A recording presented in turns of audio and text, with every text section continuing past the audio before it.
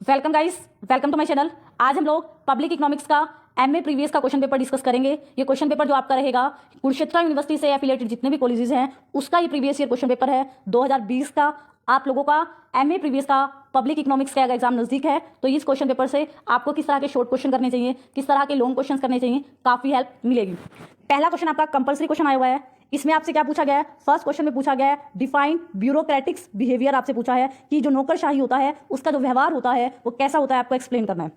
अगला क्वेश्चन है what is the plurality voting, मतलब बहुल मतदान होता है ना, प्लूरल मतदान होता है, बहुत बहुल मतदान होता है, इससे आप क्या समझते हैं। अगला क्वेश्चन आपसे आया हुआ है define non dictatorship. Arrow impossibility में आपने 5 टर्म्स की होंगी, तो यहां पर आपको नॉन डिक्टेटरशिप का मतलब बताना है। What are the single peak preference, कि जो सिंगल पीक प्रेफरेंस होती है कंज्यूमर की, उससे आप क्या समझते हैं।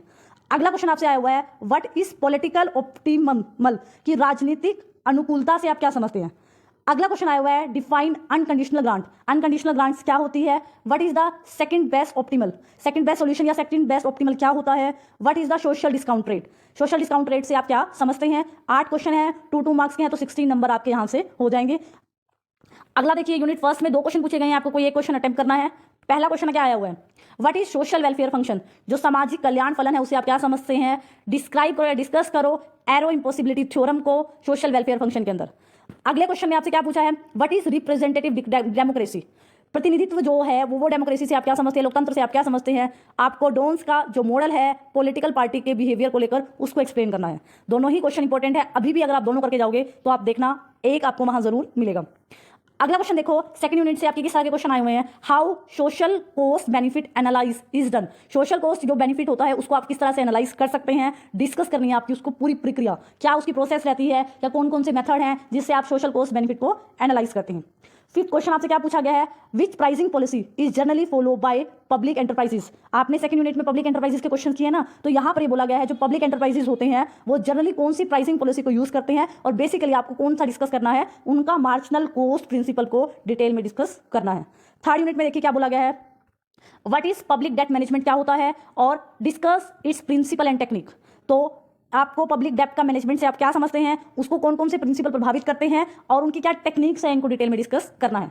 7th क्वेश्चन आपका है discuss various types and effect of public debt.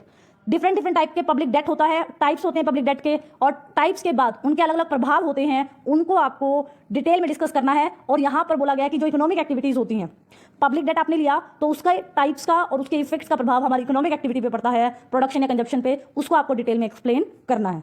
4th unit से क्या क्वेश्चन आया हुआ है, 4th यूनिट से आपका क्वेश्चन आया हुआ है right detail note on assigning functions among the level of government. हमारे गवर्नमेंट के अलग अलग लेवल होते हैं ना, सेंट्रल, स्टेट, लोकल, तो यहां पर ये बोला गया है कि आपको डिटेल में ये बताना है कि जो गवर्नमेंट होती है उसके जो फंक्शंस होते हैं किस तरह से बटे होते हैं अलग अलग लेवल ऑफ गवर्नमेंट में।